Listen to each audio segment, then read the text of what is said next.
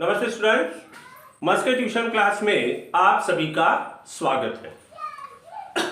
विषय हिंदी और सबसे महत्वपूर्ण अगर टॉपिक होगा तो वो मुहावरे का है। और जो 10वीं कक्षा में पेपर दे रहे हैं उनके लिए यहाँ पे जो लिखे गए हैं 5 और यहाँ 11, टोटल यहाँ पे 11 मुहावरों का प्रयोग किया गया है। तो आपको बता देते हैं कि ये 11 मुहावरे जो बहुत ही ज्यादा फेमस है, आपको इन मुहावरों को अपने दिमाग में अच्छे से फिट करके रखना है, ठीक है, क्योंकि यही मुहावरे परीक्षा में पूछे जाते हैं। ठीक है, तो यहाँ पे पहली बात कि आपको इसको अच्छे से याद करके रखना है। और आपको अगर वीडियो अच्छा लगता है तो इसे सब्सक्राइब करना ना भूले और लाइक करना ना भूले प्लीज। तो ठीक है, हम स्टार्ट करते हैं हमारे मुहावरों का प्रयोग। निम्नलिखित मुहावरों का अपने वाक्य में प्रयोग कीजिए। हमें मुहावरों का अपने वाक्य में क्या करना है, प्रयोग करना है। तो यहाँ पे पहला है शेखी बधारना। शेखी बधारना का मतलब क्या होता है, अपनी प्रशंसा करना, मतलब खुद ही अपनी प्रशंसा आप खुद कर रहे हो कि मैं बहुत बड़ा हूं, मैं बहुत अच्छा हूं, मैं बहुत अच्छे से काम कर सकता हूं, हालांकि you are not capable for that. अगर आप उसके लिए क्षमता पूर्ण नहीं हो, उसको कहते हैं शेखी बधारना। शेखी बधारना का मतलब होता है अपनी प्रशंसा खुद करना। ठीक है, अपनी प्रशंसा को अगर आप खुद ही करते हो तो उसे कहते हैं शेखी बधारना, अपनी प्रशंसा करना। इसको अच्छे से रट्टा मार के रखो, ये वेरी इंपॉर्टेंट है 10वीं के बच्चों के लिए, 9 के बच्चों के लिए और 8 के बच्चों के लिए भी। लेकिन स्पेशली अभी जो बोर्ड की एग्जाम हो रही है उसमें आपको यहाँ इनमें से ही 2 मुहावरे आपको पूछे जाएंगे, डन रहेगा 100%। तो शेखी बधाना मतलब अपनी प्रशंसा करना, लेकिन हमें अपने वाक्यों में भी इसको क्या करना है, प्रयोग करना है।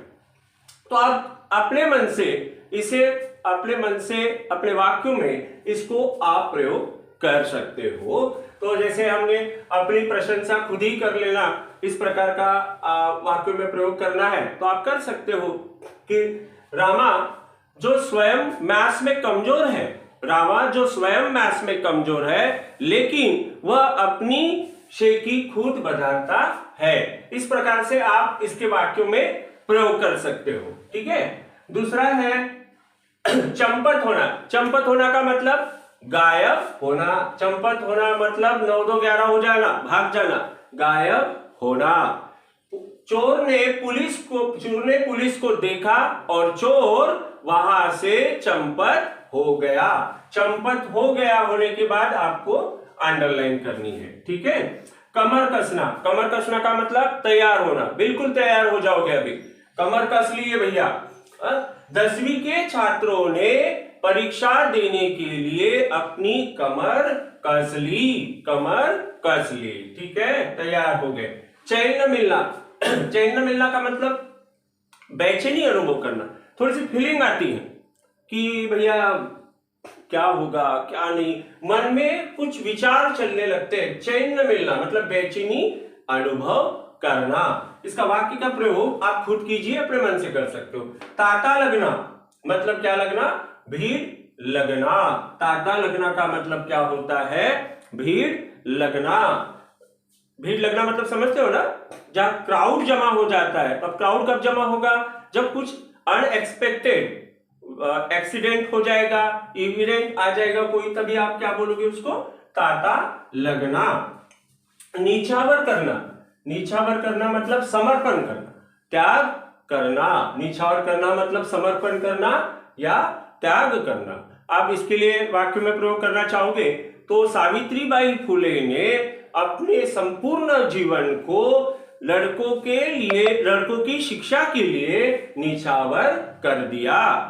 महात्मा गांधी ने भारत की स्वतंत्रता के लिए अपने जीवन को निछावर कर दिया।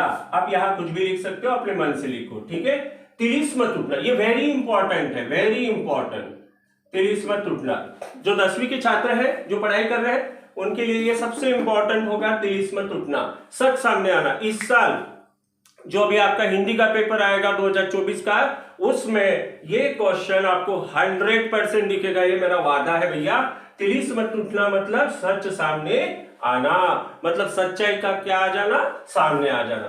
नाम निशान न रहना, नाम निशान न रहना मतलब क्या होता है, अस्तित्व मिट जाना। नाम निशान नहीं रहता। जो दुष्ट आत्माएं होती है, जो दुष्ट व्यक्ति होते हैं, उनका अस्तित्व ही नहीं रहता है ना।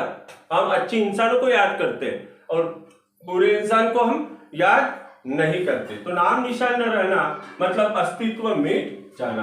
मुंह फेरना, मुंह फेरना मतलब ध्यान न देना या उपेक्षा करना। अगर कोई आपसे बात कर रहा है और आप उसकी तरफ ध्यान ही नहीं दे रहे हो, इसका मतलब आप क्या फेर रहे हो, मुंह फेर रहे हो। ठीक है। सराहना करना, वाहवाह करना, प्रशंसा करना। अभय ने 12वीं कक्षा में बोर्ड में 98% लेने से उसके माता पिता ने उसकी सराहना की या उसके शिक्षकों ने उसकी सराहना की। इस प्रकार से आप लिख सकते हो, वाहवाह करना या प्रशंसा करना।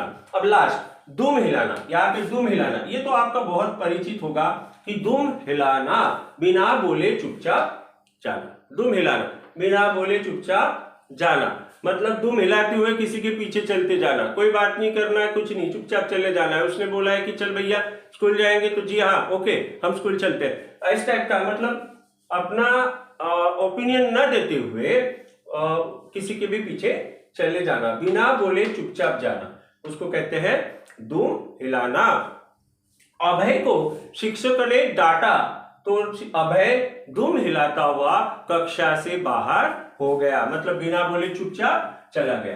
तो इस प्रकार से ये 11 मुहावरे आप सभी बच्चों को अच्छे से करने हैं। ठीक है, आप इसका स्क्रीनशॉट ले लीजिए, यही करके जाइए, 10वीं की हिंदी की एग्जाम में आपका पेपर बहुत अच्छा जाएगा। आप अगर मेरे चैनल को सब्सक्राइब करते हो तो इस चैनल में Marathi, Hindi, history, geography, science 1, science 2, आपका मैथ्स 1, मैथ्स 2 10वीं के लिए और अदर्स कुछ शॉर्ट ट्रिक्स, मैथ्स के ट्रिक्स और ग्रामर के ट्रिक्स, ये सभी आपको इस चैनल में मिलने वाले हैं। तो आप सभी ने इस चैनल को सब्सक्राइब कर दिए, जिससे आपको मेरे नोटिफिकेशन मिलते जाएंगे। ठीक है, थैंक यू वेरी मच।